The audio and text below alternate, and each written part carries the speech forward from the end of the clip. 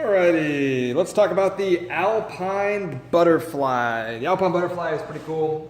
Sometimes I have a hard time tying it, but it is pretty neat. It allows you to make a knot anywhere in your rope, and that loop that is created inside of your rope can take tension, as well as the directions on both sides of the rope, and that'll make more sense here in a minute. So, here is my working end of the rope over here. I'm going to kind of pull that forward. I'm going to grab my hand here. I'm not grabbing my hand, but putting my hand here. I'm going to take my rope. I'm going to wrap around the top of my hand. There's loop number 1. Coming around again. There's number 2.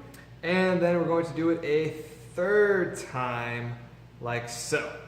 So I have 3 wraps, I guess, around my hand. Now what we're going to do here is take this center piece. I'm going to push it underneath my 3rd wrap. I will then lift it up and pull it over all of them to my thumb, meat of my thumb here, and push it underneath itself.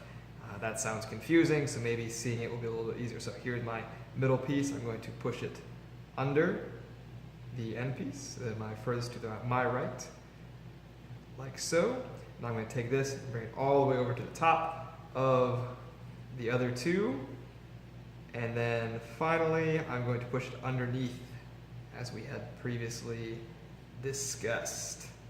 And I'm going to pull it through. And that creates my Alpine Butterfly once I pull on the other 2 ends. It's kind of like magic. It's interesting. There is your Alpine Butterfly. Here is the reverse side. So this knot is interesting because this loop can take tensions and things, but you can also pull on each side of the rope, on this side and on this side, and it will still hold due to the nature of this knot.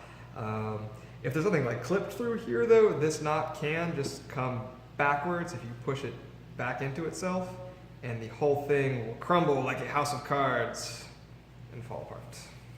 So let's try that again. So here's my hand. We're going to loop once. Here's loop number 2. And then here's loop number 3. Taking the middle piece under our furthest right, then over the top of all of them, and then back underneath again. So here we go. There is step number 1. Now we're going to take this piece and go over the top of all of them. Boom. We'll then take this piece and go underneath all 3 there, or 2, however you want to describe it.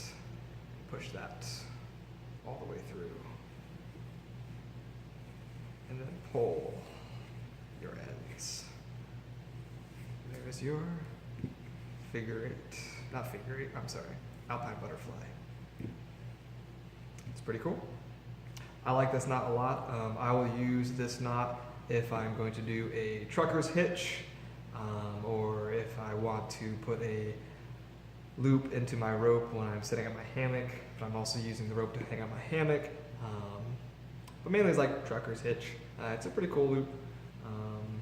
Yeah, again, just push it backwards and it comes